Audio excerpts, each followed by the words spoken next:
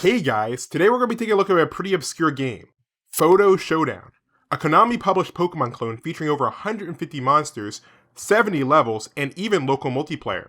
And this game's so unknown that aside from a few marketing videos, there's only one video about it on all of YouTube. That's crazy, even most shovelware games have full long plays by now.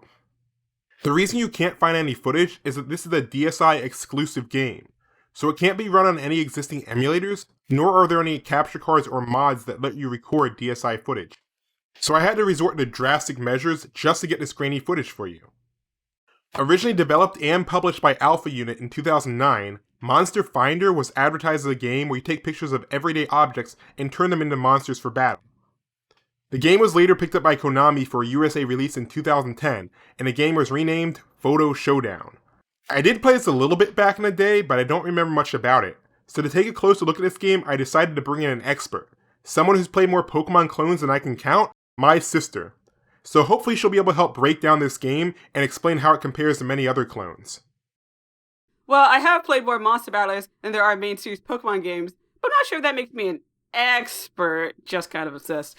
Anyway, yeah, I just played through most of Foto Showdown, and it's a weird one. The story takes place on the mysterious Obscura Island, a strange deserted island / pocket dimension thing that appears at random. But on its latest appearance, it contained a fully inhabited city. An investigator was sent out to check it out, but they never returned. And now it's up to the main character and their partner to meet up with that investigator and solve the mystery of the island. And you do this by entering a tournament, of course. You're given a camera gun and capsule bullets, so you can capture your own monsters. You'll engage in up to 3-on-3 tactical turn-based battles. But unfortunately this is a mission-based game, so there's no world to explore or side quests. You just proceed through the brackets to increase your rank. You have to pay an entry fee for each fight, there earned money, and new monsters along the way. There are various tournament brackets, each with a set number of fights. They each end with a boss fight, and if you win, you'll increase your party capacity. And moving up to a new league will also get you a new camera, allowing you to catch new monsters. And along the way, you uncover the mysteries of the island. So yeah, you can catch monsters by taking pictures, but the camera they start you with is pretty bad. I hope you like Ryrans because you'll be seeing a lot of them. After the beginner bracket, you'll get a better one, but it's still kind of finicky, especially with indoor lights. But if you can get better lighting, the same objects can give you a wider variety of monsters. Taking photos outside seems to help the best, as the natural light can help colors stand out more. You'll have to buy bullets in order to catch monsters, and even the more expensive ones don't actually guarantee a higher level find. The better cameras give you a wider pool of monsters, and the more expensive bullets give you a better chance of finding something rare, but even with both upgraded, you can still run into the same low-level monsters. To make things worse, the second you take the picture, the bullet is consumed. So you can't preview the monster or retake the photo, that bullet is gone, even if you get a duplicate. And that's all the DSi camera is used for. This honestly could have been a standard DS game. There's nothing about the gameplay that really needs the DSi's extra horsepower. The only thing it uses is the camera. And the whole photography thing doesn't connect to the rest of the game or the story in any way. It just feels underdeveloped. Combat, on the other hand, is much more refined. You can have a party of up to 6 monsters, however, your choices will be limited by your current capacity. When you first get started, your capacity will be 8, with most monsters having a cost of around 3 or 4. So you'll be limited to just 2 monsters, but once you finish the beginner bracket, this will be increased to 12, allowing you to battle up to 4 monsters, assuming they're all low cost. When battling with 4 or more monsters, you'll be able to switch them in and out at a cost of a turn. If one of your monsters dies, a new one from your party will be automatically subbed in next turn. And while this game is turn-based, the actions are based on your monster's speed. So yes, a faster monster will go first, but also if you buff your speed enough, you can gain a turn advantage. Each monster will have 2 attacks, and the attack range will be based on the move. There are multiple types of attacks, some that can only be used close up, while others will work at range. You'll also have the option to spend your turn using items that can cure or inflict status ailments, as well as heal your monsters. If you can't reach your opponent, you can move your monsters across the battlefield, or even switch places with your opponent. And positioning is handled a bit differently than games like Disgaea or Fire Emblem. Yes, you need to move closer to land close-range attacks, but there's no objective you need to push, so you only need to move to put your monsters in a more tactical position. Also, in most other strategy games, you can move and attack on the same turn, but you can't do that here, so you have to think carefully about how and when you move your monsters. And sometimes moving is well worth the cost. For example, if you only have one long range character, and your close people are getting pelted from afar, sure you could try to move them in closer, but you'd waste turns for both of them, and you still may be out of range. Or you could use your range character who has more movement, and you could swap positions with the enemy. Then you'll only be spending one turn, and both your short range people be able to attack up close. And your range character may still be able to reach everyone on their next attack. I was actually pretty surprised at how hard this game gets. Even early on, it's much harder than most other similar games. Even in the older Pokemon games, the standard trainer AI would be set pretty low. They use status moves when your HP was low, or make other mistakes. And most other trainer games would be a bit on the easier side as well. But in Foto Showdown, most of the trainers are out for blood. They'll always tend to target weakened monsters, they'll spam moves that have a high chance to incapacitate, and in the beginner bracket, you'll be forced into 2v3 battles with powerful opponents. And there's no way to upgrade your capacity prior, so you're just expected to fight through it. And the boss of the beginner bracket will take full advantage of his 3 turns per rotation, and you're just expected to get good. The game's economy is a bit odd too. Outside of the tutorials, each match, even in the beginner bracket, will cost money. And the prices may not seem that low, but even if you only buy 2 items and maybe 1 bullet per fight, you'll easily eat through most of it, making it harder to pay for the next fight. And there are no mini games or other easy ways to make money. Replaying battles cost half, but they only give you half the reward. So early on, it's actually much faster just to grind the free tutorials. Bringing your strong monsters makes them really quick, but still kind of repetitive. Basically, the best way to save money is to save before each fight and soft reset if you lose. It's not impossible to save money, but I really feel like the beginner bracket should have been made free, at least on your first time through. And I'll admit, I did enjoy figuring a lot of this out on my own, and experimenting with various setups. After all, information on this game is hard to come by. But I feel like, if you're going to have tutorials in your game, at least make them work. For example, the first one, the movement tutorial, before you go in, all they just say is, moving can be used to your advantage. Try it out. Alright, a 1v1 should be easy enough.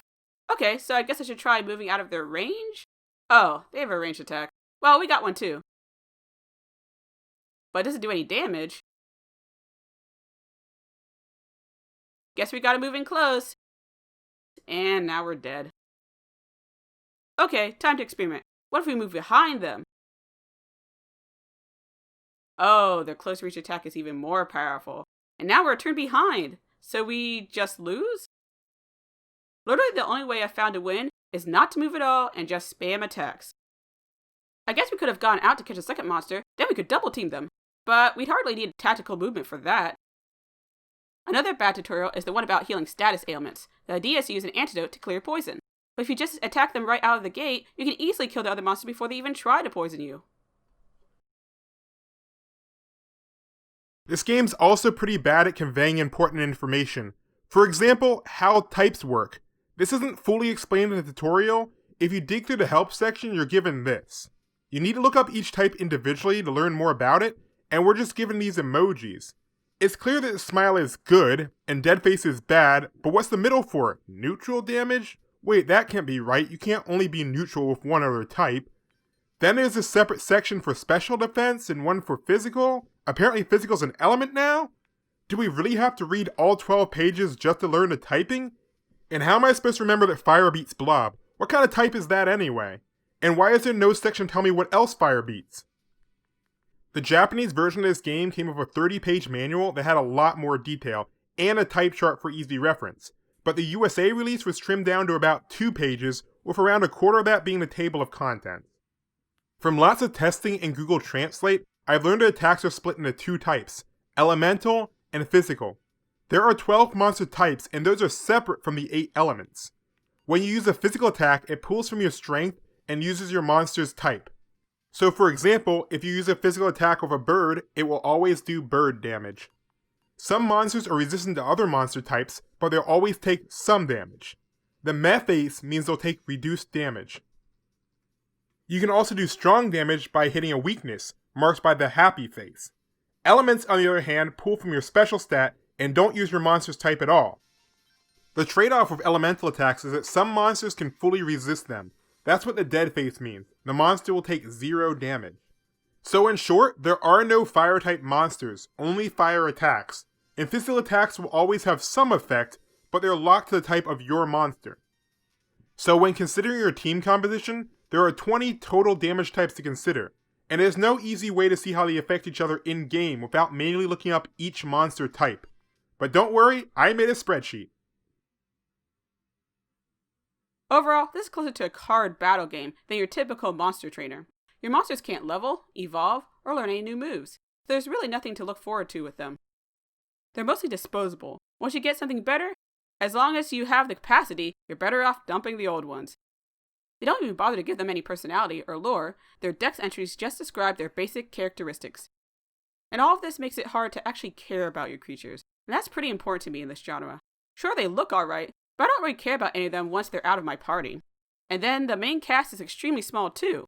Aside from the researcher and receptionist, the only other character is your partner, who really doesn't do anything other than boss you around. Sure, the boss characters will show up before and after the fight, but that's literally it. Every other match in this game is against a nameless, faceless opponent. You just click the fight, the battle starts, and if you win, you take the money and leave. It really makes the game feel empty. I'll still probably finish the game though, because I'm still enjoying the combat, and I kinda want to see where this game goes.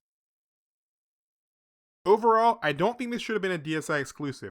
Asking someone to spend $30 on this game, then another $170 on a brand new system, especially if they had a perfectly working DS Lite, that's a lot to ask. Especially when later that year another game called Invizimals would be released in the US. Published directly by Sony, this game took advantage of the PSP's existing player base, and with a simple camera add-on, it would allow for full 3D battles in augmented reality. It even included FMV sequences. Pardon me while I scan you. Wow, those have not aged well. Foto Showdown's monster design was a bit all over the place, but Invizimals had a clear focus on cool, kid-friendly design, and the presentation is much better too. Fully animated 3D models and battles that took place in the real world. And catching monsters required completing unique AR minigames for each creature. Your monsters had much more personality, and could level up and even evolve, making them worth investing in.